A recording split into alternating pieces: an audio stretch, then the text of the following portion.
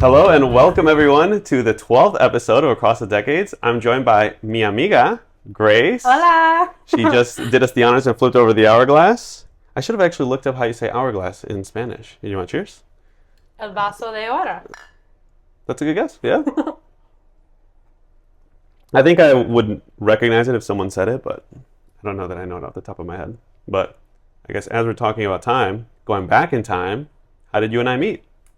We met through our friend Dalton. Shout out Dalton. Big shout out. Dalton and I lived in the same building. He was a Redbird, and we're both Redbirds, as Dalton is too. And he introduced us. I think the first time I met you was at our house, right? I think so. Abby's birthday party. Yeah. Santa Crawl. Which was 2021, I think.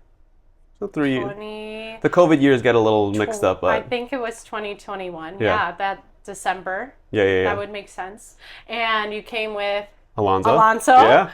Grant and Ahmad. Yeah. To our house. And you're like, and we didn't know anyone. And Dalton. That's how friends are made. Yeah. The elevator was out and you guys climbed up the stairs to meet us. And which I think was inculcated at ISU of like, you can't take the elevator at the very least, like if you live on the 4th floor and down. Right.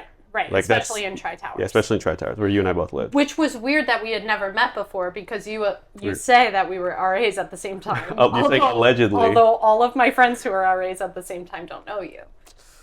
I was minding my own business. Sure, that's all. Sure. That's all I can say. But yeah, we were both RAs. And of course that was the beginning, but over time, we've gotten much closer. And one of the, I think, core aspects of that has been Lottie's Hotties. So tell us about what that is, who's in the group, and then what that's been like. So Lottie's Hotties was created, so we met in December of 21. It was created in August of 2022. I had messaged Danny and Jackie and asked them if they could go to Welcome Back Lounge with me to like do a brunch, and you or Jackie were like, let's get some other people. So I had like Ahmad and Grant's number and Dalton's and maybe Sydney's, and we created this group chat and then all went to brunch one day in August, and it was renamed a few months later to Lottie's Hotties. We had, of course, Amber and Abbey. Abby, yeah, they were going to go to the brunch too, because I created the group because I wanted to get brunch with you and Jackie, and I didn't mention Abby and Amber originally because I was already friends with them, right? I was friends with Abby. She's my soulmate, but I was like, they're already going, let's make sure Jackie and Danny can come, and then you invited all of these people. As tends to be the case. We got the tag-alongs. It created such a great friendship. Yeah, and of course that's, the friend group has continued to expand, and through that, you were able to start like a little run club, I know, with Abby, Sydney, Sage, of course, and you guys started doing your running, and so you entered, let's say, like your running era to train for the marathon. So tell us what that was like and, what running the marathon was like. Huge shout out to my girls, Sydney and Abbey, for joining the run club, the fake run club with me. I wanted to challenge myself, so I signed up to do the marathon, but I wasn't able to get in without doing like a charity. So I was looking through the charities, and again, shout out to Shoshana. Shoshana is one of my teacher friends, and she ran the marathon the year before with CASA, which is Court Appointed Special Advocates for Cook County, and they help children get connected with people that can help them through the foster care system and also be placed in houses. Was my understanding of it, and also like foster care is huge to me and like a huge piece of my heart. So I was like, this sounds like a great organization. Shoshana worked with it closely, and her aunt was a part of it, so I knew that it was like gonna go someplace great. That's great. So I signed up to run with them through them, and then my friend Amy was like, I'm gonna do the Shamrock Shuffle, do you want to do that? And we signed up one day in January for that through 7 on Sundays Run Club. And through them, we became Nike-sponsored athletes, actually. That was really cool. So Nike sponsored us and gave us a bunch of swag to run the Shamrock Shuffle in. So then that kind of spiraled to the marathon, to the half marathon. And then I had met Sage out at a bar one night when all of us were out, all the Lottie's Hotties were out. And Ahmad and Grant had brought some of their playing field friends, which I had no idea how close Sage was with them. And Abby was like, I think saw him run the Shamrock Shuffle. He's a runner. Like, you should see if he wants to go running with you, because I thought Sage was cute. And I did, and I told him that we had a run club just to invite him. So there was like no stakes involved. Like, he didn't think it was a date, but me, Sydney, and Abby knew we were getting him. And yeah, he ran with me. Ran with the three of us that Saturday. The next Saturday was just with Sydney. Sydney gave me the thumbs up. Abby already liked him, and then I ran with him like the third Saturday, and we just started dating, and it was great. That's awesome. Yeah. Yeah. So running in love, it was so wonderful, and yeah, raised all the money for CASA, and then Sage was so kind. He ran the whole marathon with me, and I got injured September 14th. That was like the 20-miler, and he did not he slowed down to be with me, and he could have ran it in sub 4, and I did not, and Sage was so kind and stayed with me the whole time. That's awesome. Yeah, what was your target time, like when you were our target informed? time was like 10-minute miles, like, and that's what we were training for the whole time. So 10 times 26, whatever that was what we were supposed to do. I will not say my time, but I am so proud that I did. Yeah, no, I'm sure it's a great feeling to just go through that and complete it. And of course, there was a lot of training that goes into it. Yeah. Are you planning on doing it again in the future? No. Maybe when I have a crisis in my mid-30s, but no. Sage is running it again this year, though. Yes. Yeah. What's his target time, do you know? He's going to do it in sub 4, I know it. Okay. I don't know exactly, but that's his goal, and he'll do it for sure. That's awesome. And love to hear that about the organization, CASA. I'll have to look into it. That sounds like it's a great, I knew you would like it. great plug. And then also, I realized we skipped over what Lottie's was for the Lottie's Hotties group. Oh, so go yeah, ahead. tell us what Lottie's is and the significance of it. Is the best bar in Chicago. It's right down the street. It is dancing, good seltzers. I don't know. It's a great time. And also the bar in Chicago Fire. So anyone that watches yeah. Chicago Fire, Chicago PD, you might know it as Molly's Pub.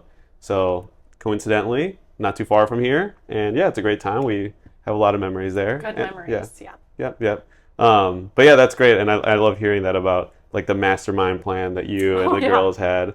Of course, I've known Sage, or maybe at that time, I'm sure you didn't know, but I've known Sage like, I don't even know, 15 years because of the connection that he had obviously with Ahmed. So Ahmad being, my longest time friend, I've known him since first grade.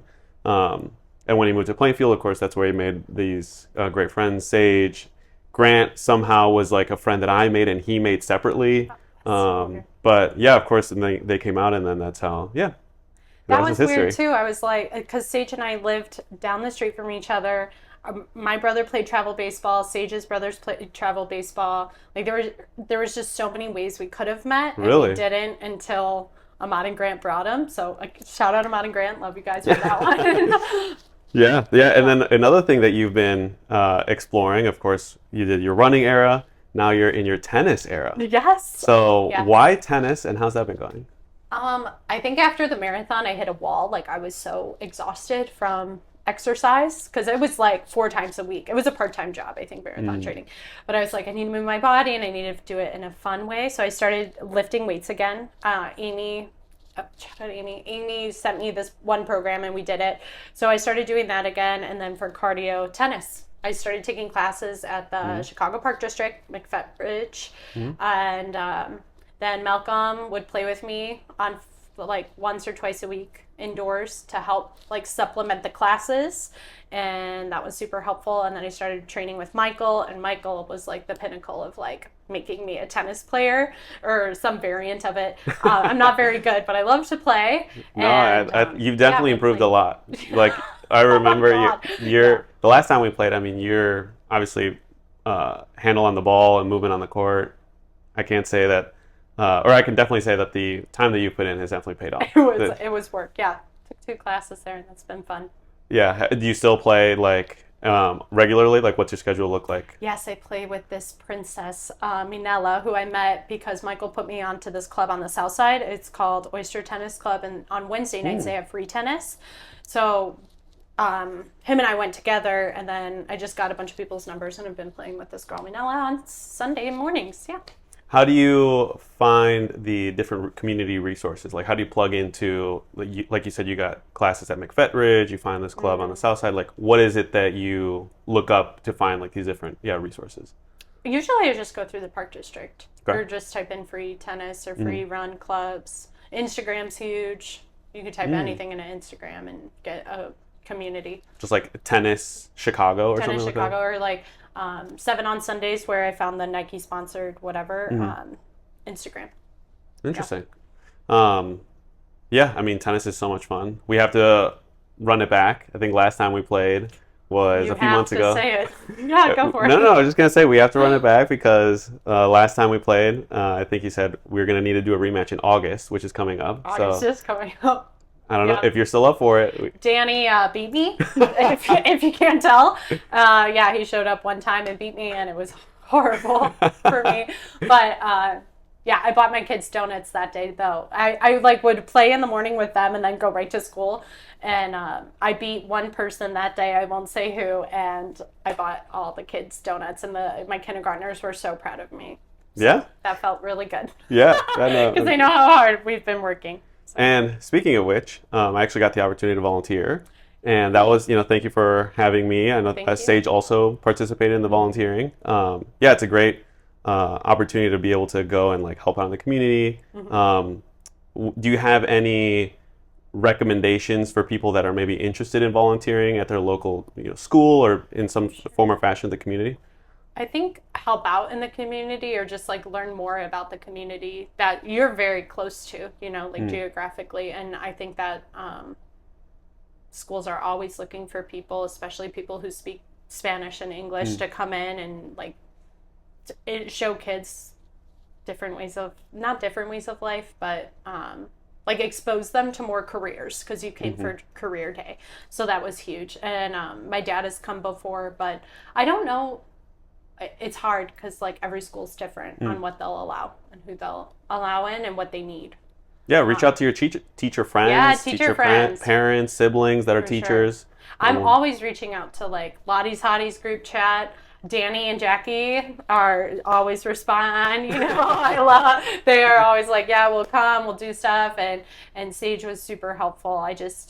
I have no pride and no ego left. Like I'm constantly asking people for things to help support in any community that I've taught in. And it's just it's so fun, like getting to see your friends in a new, like I didn't really know what Danny did. Like I've been like sitting with the kindergartners, like eating this up. And my dad came in one year to my last school, and he is a construction worker, and he was telling like these stories about times he worked on towers. He did project managing for a tower company, like stories I never got to hear. So it's just really cool getting to see your friends in that light. And yeah, I'm always trying to get Abbey back in the classroom too to help out. Oh yeah, I forgot that was her background too. But yeah, I think it's a great opportunity. Like obviously for the kids, it's a great exposure for learning about different career paths and opportunities that might be available that they wouldn't know otherwise. Yeah. But also just for the actual volunteer. I think it's great to just connect with your community and get to know the teachers. If you have kids, like also that's an opportunity to give back and volunteer and see either the program hands-on or just start to form those relationships. We need parents in schools and community stakeholders absolutely. For sure. Switching gears a little bit. And tying it back to the sports aspect. So you, of course, picked up running, you picked up tennis, and something that I know you've touched on is this concept of brick brain versus bubblegum brain. Yeah. So if you wouldn't mind, what is a brick brain and what is a bubblegum brain? And why should people care about which brain they have? That's a great question. So I've taught it to my kindergartners, and Amy taught it to me, and it was from this children's book. And it's the idea that everyone makes mistakes, and those with bubblegum brains learn from them and grow from them and stretch and bend and are able to go back to the task and try again. And bubblegum brain favorite words are try and yet. And anytime in my classroom someone says yet or try, everyone goes, woo, woo. And if someone says something like, I can't do this, and they don't put a yet at the end, their teammates will like do like the brick brain sign at them. But thinking about our own lives too, like I watched this TED Talk last week. I meant to send it to you. And it's about the learning zone versus performance zone. And teachers, I mean, I'm at fault for this, but like people too, or like parents, like at home in the classroom, that's the learning zone, right? Like there should not be a pressure. It should not be high stakes at all. Like you're learning, and we take these learning zones and make them performance zones. And I'm most guilty of this in tennis. Like, I'm going to play with you. I'm going to play with Michael and Malcolm. Like, those are my friends and I care, and I'm like nervous the entire time that I'm going to mess up. That's not a performance. That's a learning zone. And we take these low risk environments and make them very stressful and high risk and middle school. And it just gets, more compounded as life goes on. So I think setting the tone in kindergarten of brick brain, bubblegum brain is a very easy, digestible way for children to learn that it is okay to make mistakes and we cannot learn without them. And I model that constantly in the classroom, like spelling words wrong and on purpose or on accident, and just being like, silly Miss Sullivan, let me get out my bubblegum brain. And I know we've talked about it a lot with like just things in life as well. Yeah, just like generalize that aspect of it. It really seems to boil down to just always being a student in every aspect, and just having the humility to admit that we're not going to be perfect and we're not going to be excellent at whatever we set our minds to when we start off, but that doesn't necessarily dictate how we can grow in it in the future, right? And I do like that aspect where you say you encourage the kids to say yet or try, because it really is a big motivator, I would imagine, for kids to say, well, I really want to, learn my times table, or I really want to be able to score a goal, or I really whatever it is, whatever topic or activity it is. And I can see it also modeled in your own life, right? Because ultimately we are mimetic creatures, right? Like, kids learn from observing adults and seeing like, okay, what is it that they do? And then I'm going to do the same. And so it's one thing to just talk the talk, but you actually have to walk the walk. And I think you're doing that. Yeah, thank you. I think that this year was a really good year to model that, because I got an influx of newcomers and they spoke Spanish and I didn't. I started in February 2023, my Spanish classes, but it was like once a week for 8 weeks and then I stopped. And then in September, I got a lot of Spanish speaking students, and it was constant failure. I was like, trying and I just couldn't get it, and it was like every day, and it was frustrating for me because I felt like I was letting these kids down. Like, they deserve a teacher who can communicate with them, and I couldn't yet. So it was constantly like, siéntate, and they were like, no, di eso, and it was just, they got to see it so often, and I had like none of that this year of I can't do this yet, or giving up because it was hard. And I have very high expectations, I believe, in my classroom. Like, this is the goal and we're going to scaffold and help you reach it, but you have to try. And there was no giving up. And this was the first time in my teaching career that I didn't notice that trend in my classroom. Because everyone was just like, I think they saw as she's failing every day, but she keeps smiling and trying, so I got to do it too. Or at least that's what I like to do. Yeah. And I also really like that word that you put there, scaffolding, of it's not necessarily doing things for them. And it's certainly not doing that, but it's enabling or like shining a light on like what the path is, while saying like you need to actually be the one who takes the action. And like you can only guide so much, but set the guardrails so that obviously you don't want kids playing with like blow torches, right? Like that's it all has to be like within reason of what it is that is feasible for them, while at the same time like pushing them and making that like an easy jump. But the point there is like you actually do have to jump. Like I'm not going to like push you off to make that leap. Why a teacher? What inspired you to be a teacher, and what is it that motivates you to continue doing it? What's your why? When I was 13, I started babysitting for this family, and they had one baby at the time, an 11-month-old baby. And I met them at like the community pool, and her name was Becky, the mom, and she's my soul mom. And I went up to them and I was like, I want to be a babysitter. Can I babysit your baby? And they're like, okay, sure. And they invited me over the next week, and that started it for me. Was Becky is so kind and caring and gentle and everything you could want in a mom. And I learned so much from her about like how to put a kid to bed. Like you could give me a kid and I can get it to bed in 30 minutes. And that's Becky. And it was like, oh my gosh, I love watching these kids grow up. So there was Lily, and then a few years later came Addie, and Patrick was a year after that. And then Lincoln was born about 2 years before I went to college. No, my freshman year of college. Okay. So it was like I had the 3 kids from the time I was 13 to 18, and I was there 2, 3, 4 days a week. So getting to see their early childhood development, I was like, that is really cool. I think I'd want to do that. But then I went to school and I majored in psych, which is actually where I met Abbey girl. So I'm very glad that I did that. But then I was learning about it, and I was in these classes, and I was like, all this is reading a book. And then just like No practical. you know, and I was like, I could read on my own, and I could learn all of these really cool things on my own. I want something that I could do, and I really was like, okay, this is teaching, but I didn't want to do it because all the teachers in my life at the time were like, don't do it. You're not going to make enough money. You're going to be miserable. And all of those things are so 100% real and true. With that being said, though, I don't think I could do anything else. I know that I come here sometimes. There was one time I came here and I was like crying because it was like such a horrible day, but I think that it's what I'm meant to do.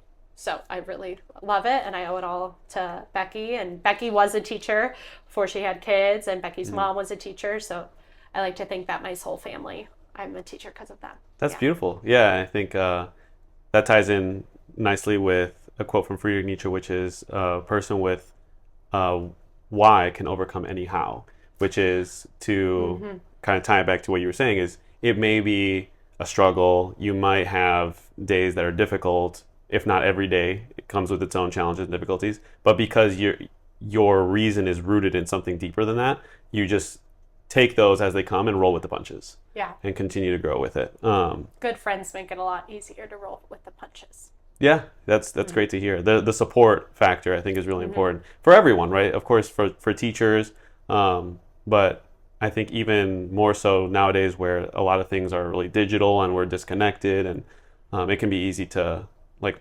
forget that we have, you know, those support systems that are there, insofar as we like actually reach out to them and put out the effort, right? Yeah.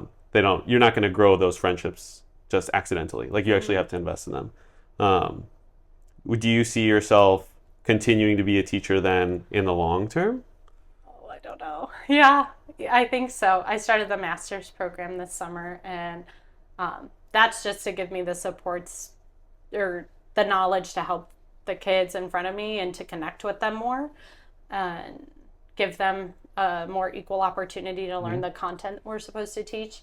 So after everything I've learned, this was the summer of learning. So after hearing all that, I can't imagine not being in the classroom. And I thought, like, what if I get this degree and I'm going to have the master's, and this is going to open so many doors for me, but leaving the classroom made me really sad when I thought that. But my goal when I started in CPS was to make it to year 5, and this is year 5. So, and I don't want to leave. And it seems like you're just getting started. So yeah, right? Yes, yes. Tell us about your master's program. What are you mastering in, and for what reason? I'm doing dual language teacher leadership. The reason for it was the influx of newcomers. I wasn't ready, and I want to be the teacher they deserve, and I just felt like I'm so lucky, and I have so much privilege to do it now. Like I can make this happen, and this degree, and I have the time. So Roosevelt University created this program, and really tailored it for teachers, and I got to meet the most incredible people, and they've become like, I think we have families and different niches, and I feel like I'm so grateful to be on this journey with them. I'm the only non-native, or not the only non-native Spanish speaker, but my Spanish skills are the weakest. So I was really insecure and worried. So far. And I was really insecure and worried about starting a program like this, and they've been so welcoming. And I'm really glad I get to learn from them, and hopefully can visit their classrooms and take what they are doing and bring it to mine, because most of them are in dual language programs now, and just thinking about how they are in Chicago and in the suburbs surrounding Chicago, and creating leaders that can help support all students is really important, because especially in early childhood, I believe all of us are English language learners. Like, we're throwing a vocab at them that they've never heard before, so how can we give them access to it? That was one of the reasons I wanted to do it, because I felt like what I was doing wasn't enough. So I'm just going to apply the things that I learned there. How do you, or I guess specifically for this program, is this primarily in person? I think you also do some remote. Yeah. What is that like? In the summers it's in person, and then fall, spring it'll be asynchronous. Okay. Online. How have you, I mean, I would imagine that was, well, actually, while you were at ISU, did you have something similar, or were you graduated before like the COVID I craziness? graduated the COVID year. So it was like I was I did a full year of student teaching. ISU offered a full year. So I was already like in my placement in the fall. And then in the spring, we had like a PD day. And then they were like, that Monday, you're not coming back. Okay. It was St. Patrick's Day that Right. weekend. So, we, and then they tried to scramble and figure out how to do it. But it was, It was, was yeah, the tail end yeah. already of your senior year. So how do you see the, I guess from an experience standpoint, the asynchronous learning versus, of course, what you grew up in actual your four, I guess I should say your 3.5 year university period. Is it noticeable in terms of the learning experience, or do you For think, my- for yeah, for myself? yourself? I love in person. I'm Okay. an in-person girly. If I'm like asynchronous, I'm like walking around or making lists of all these things I need to do. But being in person, I usually stand in the back of the room with my coffee and I'm just like listening and learning. And then when I have to go write stuff, I do. But I'm fully there. It's really hard for me to be distracted in person. We're at home. So ideally, you? if time allows, you would prefer in person. Yeah. Yeah, that's interesting. You work from home. Well, yeah.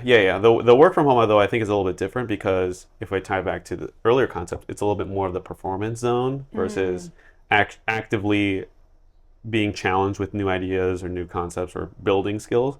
Because of course, it's going to be a little bit more focused on like the execution and the application of what I already know.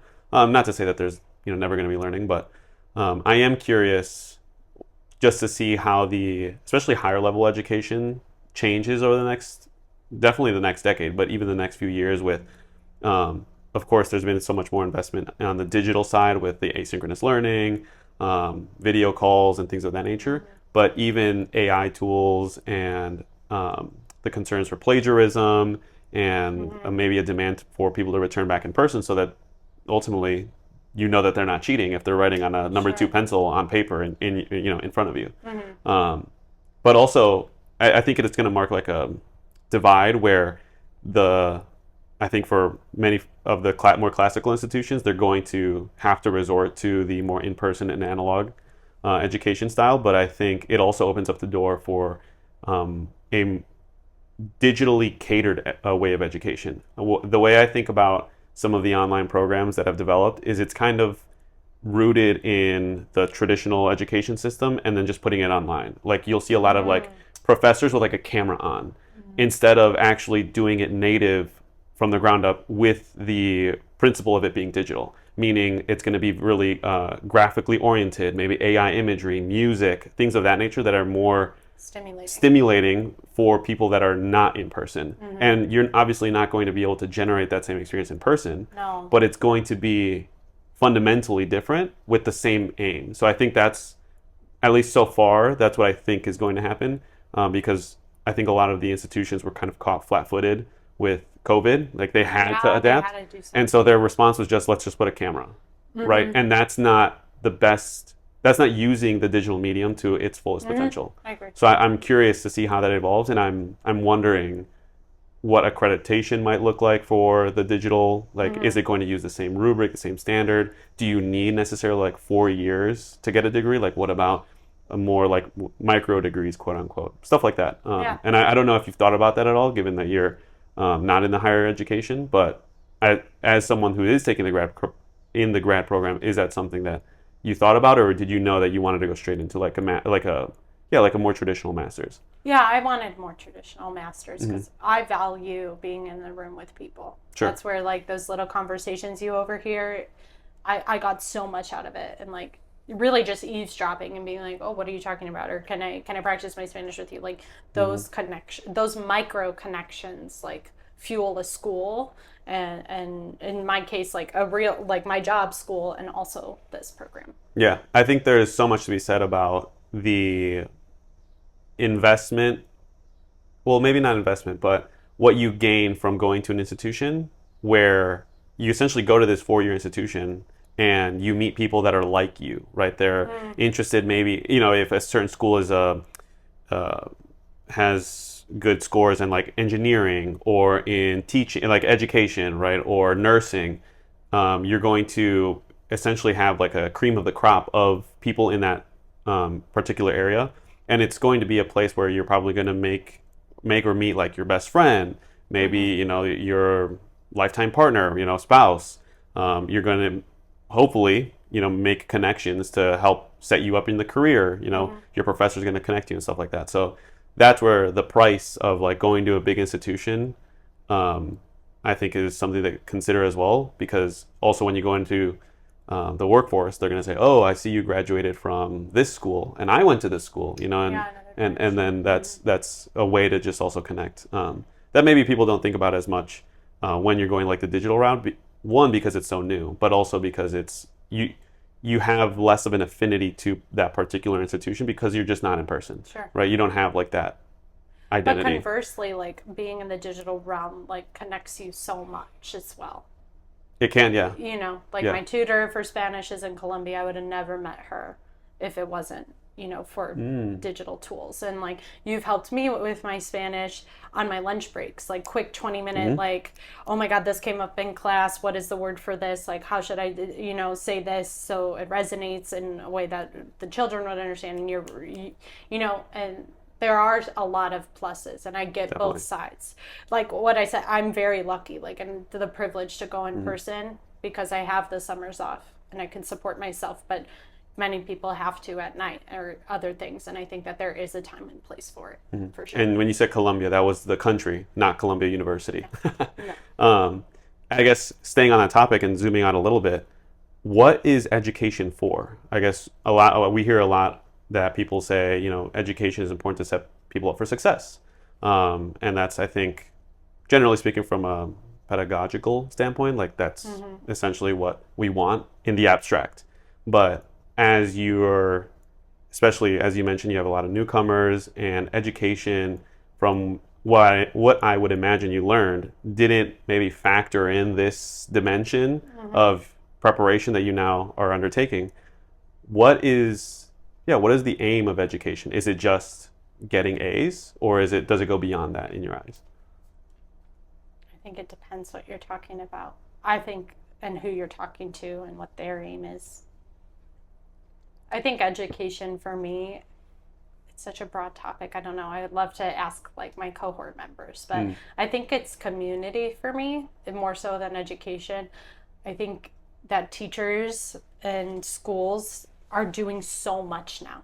Like our school has so many connections with things in the community to support students in many different ways, and after school programming, and it's so cool. And like the dentist comes to our school, and doctors, and schools have become have always been a focal point in the community. And I think that, like you said earlier, the word connection, about like making connections in order to advance your career, like having similarities with people. That's my word of the year, is connection, and how can we foster it and connect with people that we normally wouldn't. And I think that education, in the terms of schooling, is connection, is community. I think education, though, it's so broad. I don't have an answer for that. Certainly from a, I would say like a preteen and up, as kids are more developed, that's where they start to express interests or strengths that might direct them into saying, oh, you know, I'm good at math, maybe I'll take a look at engineering and down the road, or I'm a little bit more creative, and so I'll study more of the arts, liberal arts.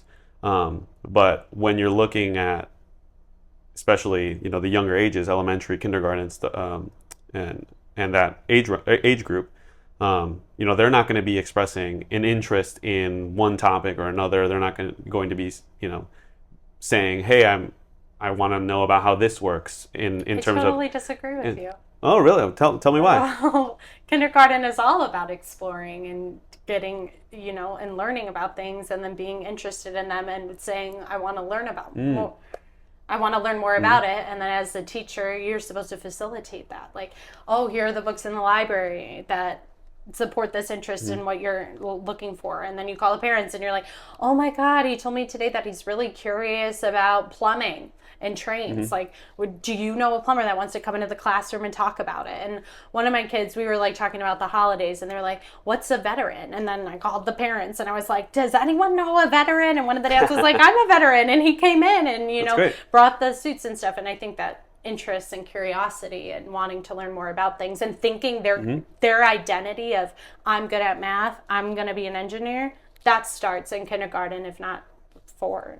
Sure. In my opinion. Yeah, and I guess where I was going with that is there can be a sense of like, well, I guess how do you maintain a sort of unity in the direction of education, right? If one kid says, let's say, what's a veteran, and someone else says, I'm interested in plumbing. I mean, of course, you're not going to cater their entire educational program towards learning what a veteran is or plumbing, right? There has to be some core, like foundational teaching, I would imagine. Like you have to learn 2 + 2, and you have to learn your alphabet. You have to learn notes and musical notes, stuff like that.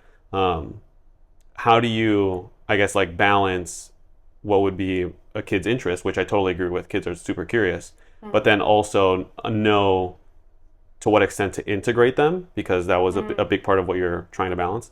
But then also not maybe not undermine like the actual like quantifiable educational aspect of like, do they know the times table, for example? Do they know the alphabet? How do you make a balance out of those things? If that makes sense. Yeah, no. I think that if you're not teaching towards your students' interests, you're never going to have the buy-in.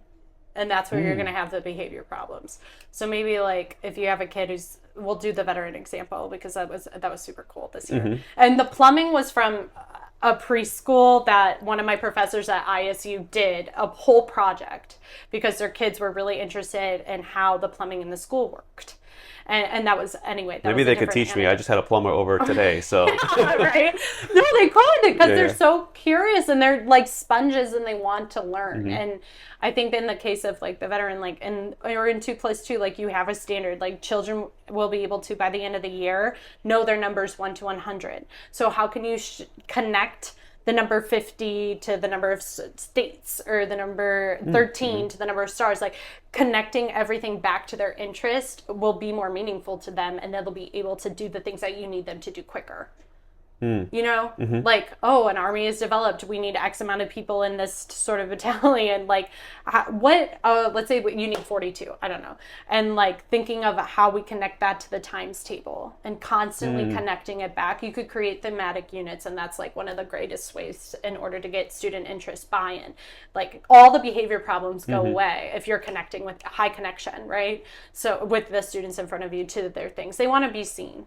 Then they want to be heard and acknowledged. And ELA, or English Language Arts, or Spanish Language Arts, is the easiest way to connect it.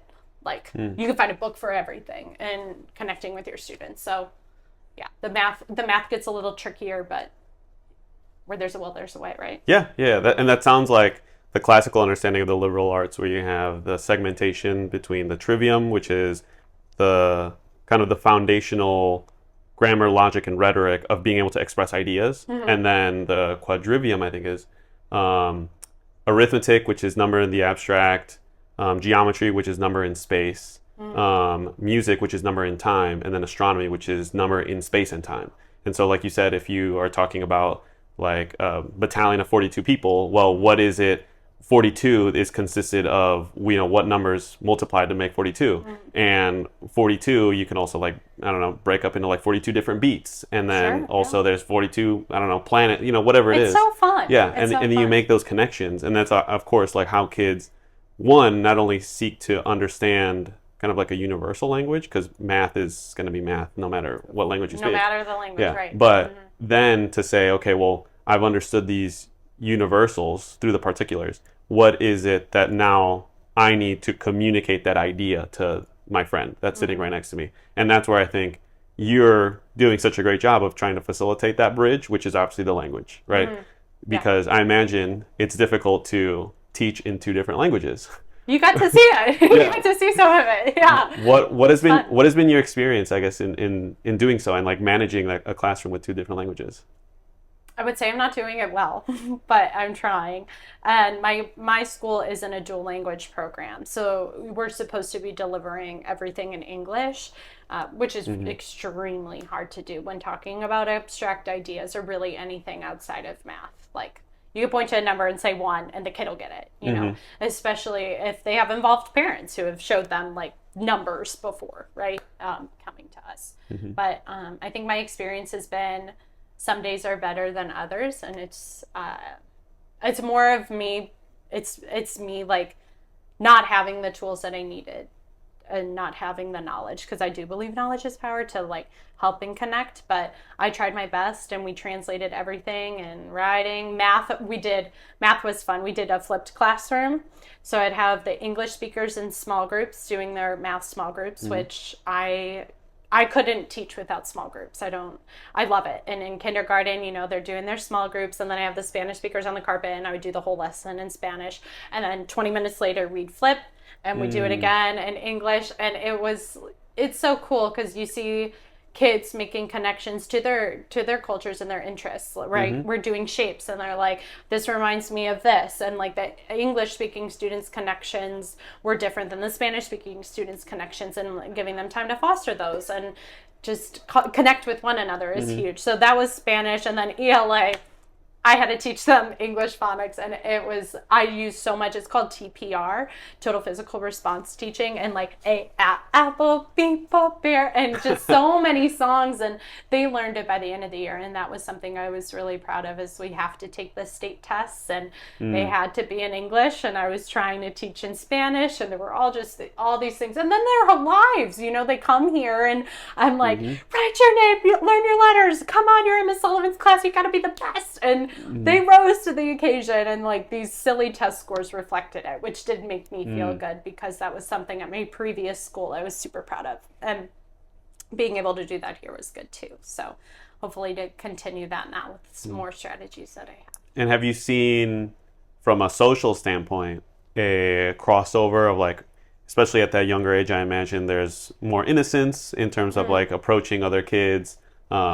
Have you seen like a marked division between, obviously along like the language barrier, or like over time, I imagine, has there been more intermingling between between the kids? I also speak from my own experience, having not known English till I was 6, where my mom would take me to the McDonald's playpen, and I didn't speak English, but I wanted to hang out with these kids, and so I would go up to them.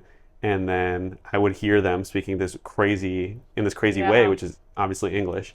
And so I would start going like, and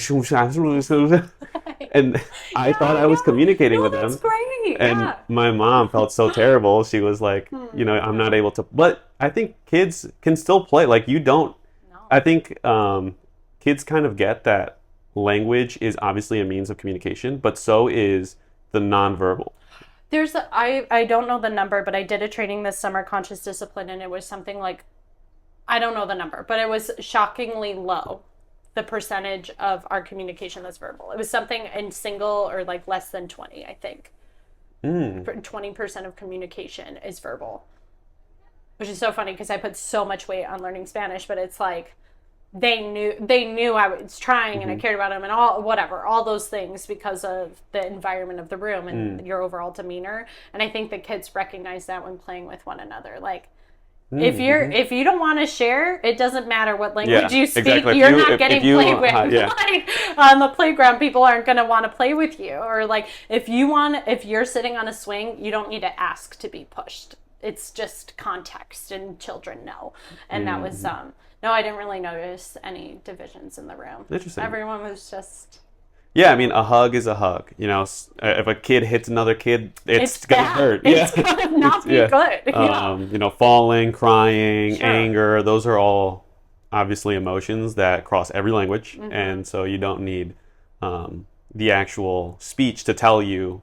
Because ultimately, words are just symbols for ideas, right? They're just the way that we communicate. It's like a little pipeline between my mind and yours, but that's just one of the ways, right? We're not just speaking. They are important. Yeah, they like, are. They're for sure. Absolutely. And kindergarten, we have to like give the kids the words to say like, I'm feeling angry, don't push me, instead of just hitting them back, you know?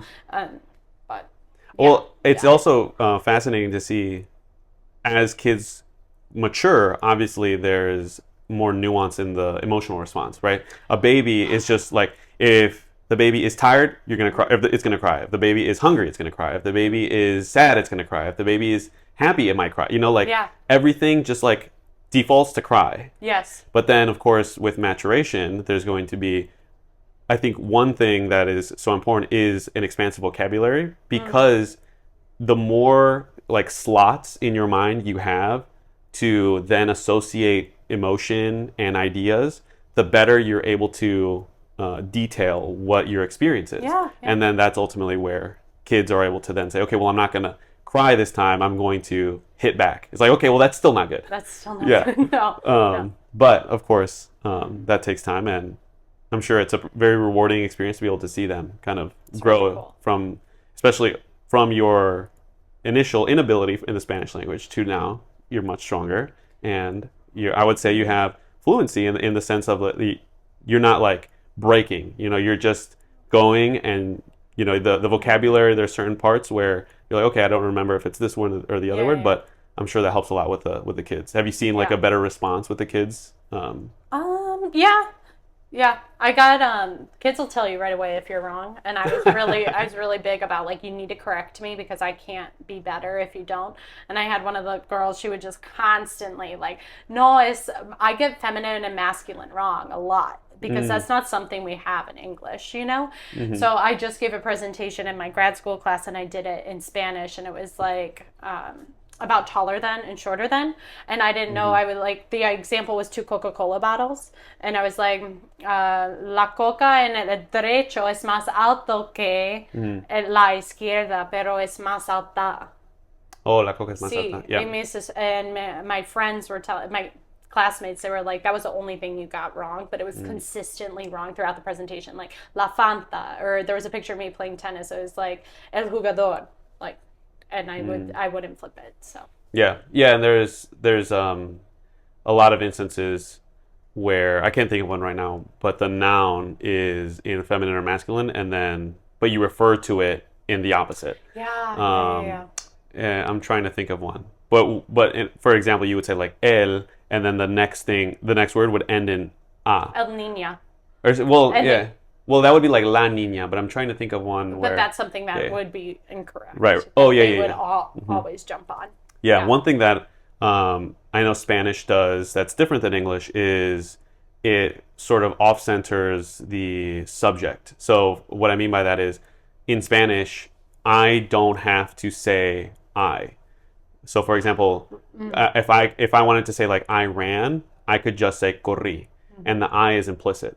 And so you don't have to, there's not as much of an emphasis on the individual speaking because it's implied. And that, from a language standpoint, that has implications in the sense that English speakers are constantly thinking about themselves. Whereas from a Spanish standpoint, you don't think about yourself as much. You're thinking, that's already implicit if the verb can function with you in the sentence. And I think that's interesting. You brought up the, like, English intrinsic I. Yes. Because one of my friends in my classes, he was thinking about, he's from Mexico, his wife's family's there, his family's there, and he was like, when we have kids, we might want to move. And we were just talking about it, and he was like, one of the reasons is there's such an I culture here, and there it's community. Yeah. You know, and it's we, and it's so, and you can, and it like goes down to the language, or maybe it starts with the language, I don't know. But it's really just community focused, and that's something that isn't here. Yeah. It's really interesting to conceptualize like to what extent does language shape us, and to what extent do we shape the language, right? Because history is just philosophies in action. Like ideas matter, right? So the overuse of I in English is so apparent to me because I speak another language where I don't really say I that much, and in fact, I catch myself doing this in English sometimes when I list people, like if I say my previous podcast, like, or for example, people that are Mexican, I don't know, and then I would say like me, right? Like if I said like me and then Cretes and then whoever else. In Spanish, there's a common phrase which is el burro por delante, which means the donkey always goes first, to remind you that you never go first. So whenever you list people, you always have to think of others. And then you go last. But I catch myself in English, and maybe it's because of the I culture, where I'll start list, and I just insert myself first, and then I start listing everyone else. And so it's kind of a flip into what extent that also shapes our culture, where we're so I focus, like I did this, I did that, versus in Spanish, obviously you don't have to say those things. Yeah. So it is interesting. Have you seen anything like that where you have noticed like a difference between like, oh, like I wonder why Spanish says this and English doesn't? No. A big No, I don't think so. I was gonna say a big one is love. Like in English, you only really have love. Yeah. But in Spanish, you'll say te te quiero or te amo, right? Like Sí, those are diferente. that's a distinction. I used to tell like my security guard and the custodian like te amo, ciao, hasta mañana, whatever. And then as I was learning Spanish, I found out that was like a really significant romantic love. And I went to them, I was like, why didn't you guys correct me? And they were like, it was just so cute. Like you would just be like, te amo. So innocent, And it is different, that one, for sure. Yeah. There's also I don't know to what extent you may or may not be learning this, but there's also the like respect element in Spanish. Oh, that's when I'm horrible. And I remember I like before parent-teacher conferences, I like sent you what I was going to read. I was like, discúlpame por mi gramática, yo practico con tú. Y no uso usted. Porque estamos con niños. Like we're together with your kid every day. And that was something too. Like when I was giving my presentations in grad school, I would do the same speech because I've obviously have respect for all these teachers I'm working with, and then the professors were incredible. So I'm like, oh my gosh, I'm so sorry. But that was something. And then Colombia too, this was something I learned from my classmates, was like Colombia will constantly refer as usted even to friends. And Mexican Americans don't, right? And there was like that element too, and we did that. I forgot what it was called. I think it was morphology. We were studying the this is making me look like I didn't learn, but we were studying like academic language and like semantics, phonics, phonemic awareness, and I think it was morphology when thinking about two versus usted. Yeah, it is interesting to see how the evolution of English has not kept the formal or the distinctions between plural and singular. Like ye and thou are the informal or like the particular. You is actually like the formal group. You is actually usted, and ye is actually tú in English. But for whatever reason, it's funny because people think of like Old English. They'll say like hast ye or whatever it is. But ye is actually like the informal specific to one person. Oh, that's interesting. I didn't know that. Yeah, and you kind of see that that difference where for whatever reason English kind of dropped that, and it kind of flattens society. I would say, like I think it's a really beautiful thing to show respect. Yeah, for sure. When I speak to my grandparents, like that's something that I try and be cognizant of. I'm not perfect at it because obviously I don't speak it as much as I'd like, but saying usted or siéntese instead of siéntate, right. Stuff like that shows that distinction. For those that might be interested in learning a language, what suggestions or recommendations would you have for them? Take classes. I use Unam. I think being in person or like even virtual, just like having dedicated time each week to meet with people and practice with them is hugely important. And then having like little pockets throughout the week of people to practice with.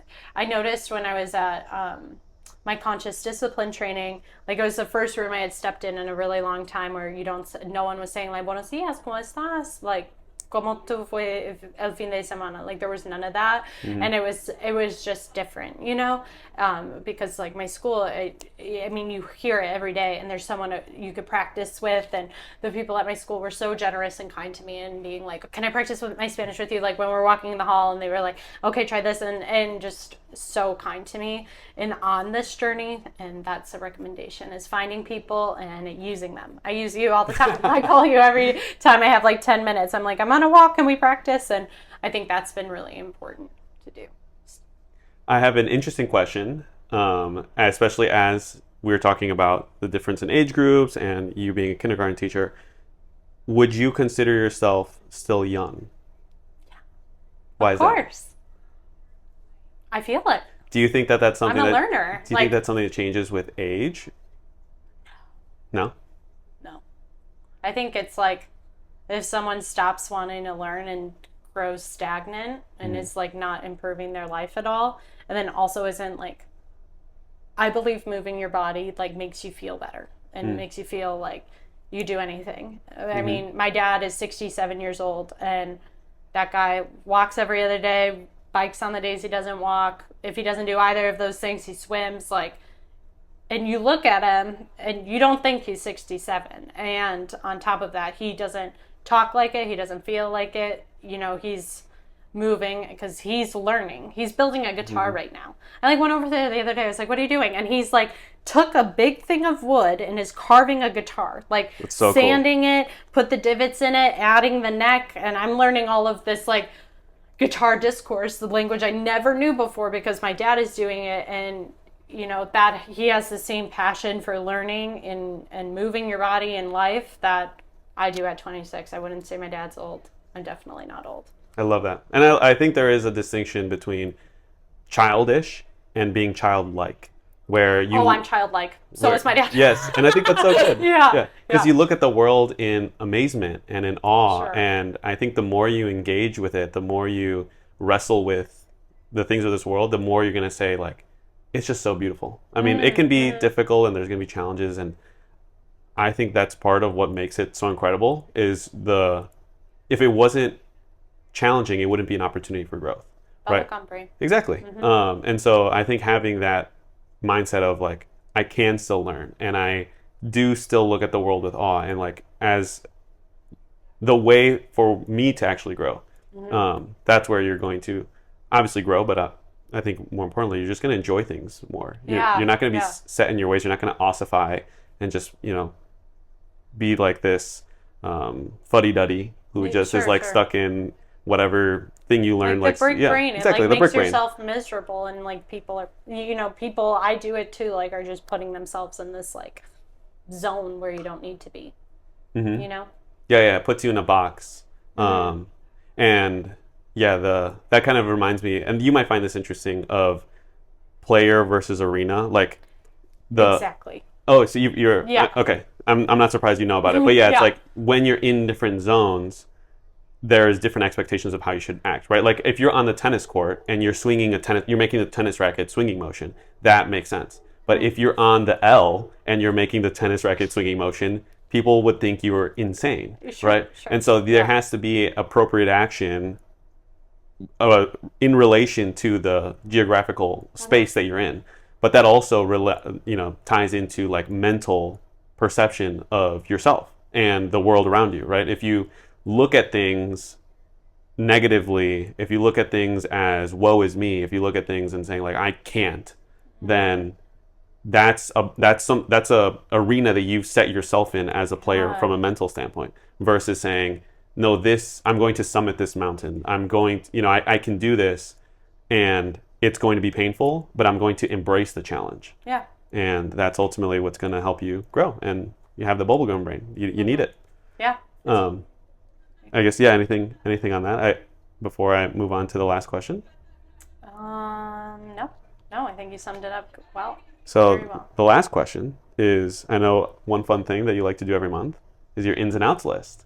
Oh, sure, yes. And August is coming up. What is the ins and outs list, and would you be willing to share one? It's up to you. You don't need to. The ins and outs list is something I send to my friends every first of the month, or I try to do it on the first of every month. And it is what I think is in and out for that month. So the last time I did it was June. I said in was Lady Gaga, Prosecco, Dad's, Shirley Temples with 3 cherries, Wrigleyville, live music, hot girls, meat. Love that. Walking out, walking away, and disengaging. And what was out was school, being mean, being upset about someone's reaction to something that you did. Okay. Driving, dirty cars, grocery shopping. Ooh, dirty cars. That's true. Out. So yeah, I just have a bunch on my phone, and I like to send them to my friends, and that's the theme of the month. What should have been out also in June was cards, like grocery store cards, whatever, like Hallmark cards. Those are that out? you buy. They're $9 Oh. now. Like a good card is like $7. I think so. I was hand making them. Ooh, I like that. I can't be running around spending $10 on a card. That's crazy. So I would say like that's also out. inflation is out. I would say more Inflation's always out. Inflation's out. Well, perfect way to wrap up. Is there anything you like to wrap up with? No, thank you, Danny. This was so fun. Yeah, it was a great lovely. time. Lo disfruté mucho. Sí, yo también. And I think, to all those that made it this far, thank you so much. I hope you enjoyed my conversation with, again, mi amiga Grace. And I will see you in the next one. Ciao.